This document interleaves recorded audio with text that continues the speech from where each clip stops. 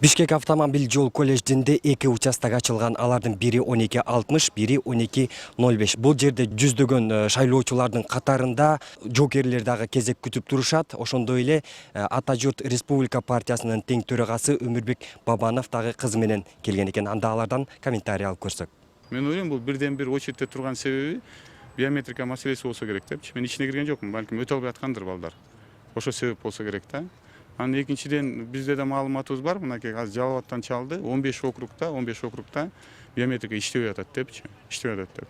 Мен ойлойм, ал жана өкмөттө жоопкерчиликти алган Тайыр Сарпашев айтып атпайбы бардык деп. Ал киши чечиш керек бул маселени. Ал киши чечиш керек. Бизде бир маалымат келди. Мына биометриканы уткан компания бул болсо немистерден жанагы өзүнүн ондай оборудованиясын алган экен, а программасын албаптыр да. Мындайча айтканда, компьютерди алып программасын алган эмес, ал жөн эле темир болуп калган. А программасын биздин программисттер жазыптыр. Ошон үчүн ушундай нерселер болуп атат. Ошондой катачылыктар болуп атат. Ошон үчүн биз Германиядан алганга жараша бардыгын комплектин алсак туура болмок да. Ошондой маалыматтар бар да. Такты Кудай буйруса, парламентте утуп келгенден кийин биз баарын тактайбыз, Кудай кааласа. Сиз келгенден кийин айтып атасыз парламентке, мен сөзсүз түрдө Ташиевди алып келем деп атасыз. Кантип алып келесиз? Биз болсо бирден бир эмнеге биз минтип айтып атабыз? Бунун себеби бар.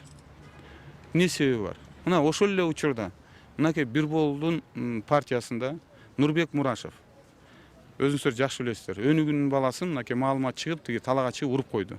А эмнеге анын тизметин алган жок? Борбордук шайлоо комиссия. Ошол эле учурда Бирмол тизмесинде барып аткан Чудиновго иш козголгон. Аны тизметин алган жок. Замандаштан Айдаралиевке иш козголуп, Ген прокуратура борбордук комиссияга чечим берген. Аларды неметкен жок, тизметен алган жок. Бирок бизге келгенде эле Камчыбек Кыдышаевичтин күнөөсүн далилдеш керек да.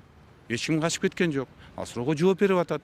Катышсын шайлоого. Шайлоодон кийин жыйынтыгы күнөөлүү болсо анын тизметин алып койсо болот.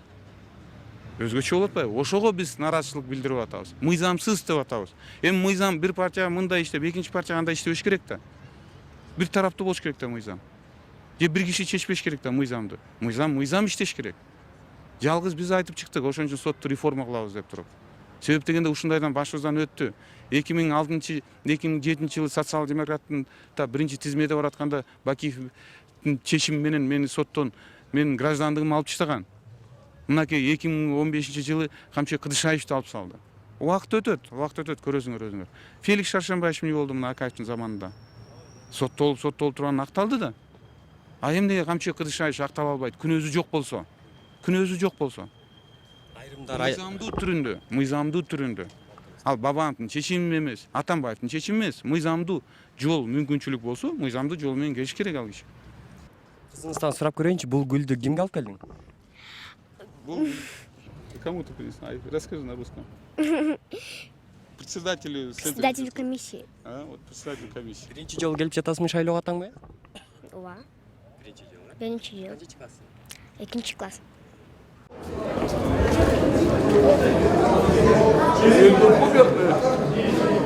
Саламатсыздар. Уруксат берип койсоңуздар, журналисттерди кетирип коёюн, мадул болуп.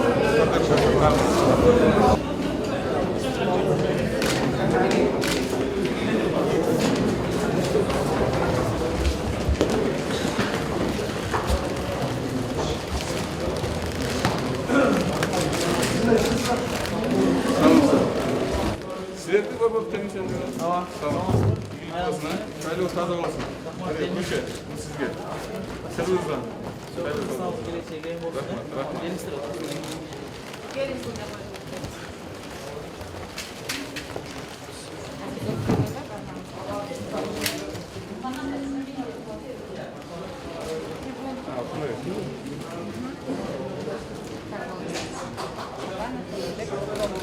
Слышал, да? А где телевизор стоит? Вон. Взамен вашего чека мы вам выдадим бюллетень. А это наблюдатели сидят, да? Наблюдатели все сидят здесь. Саламатсыздар.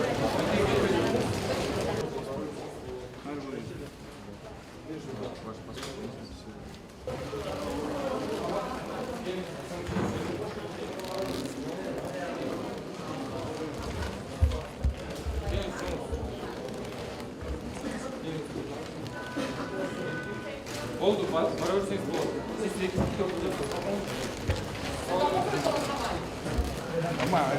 мындай бар.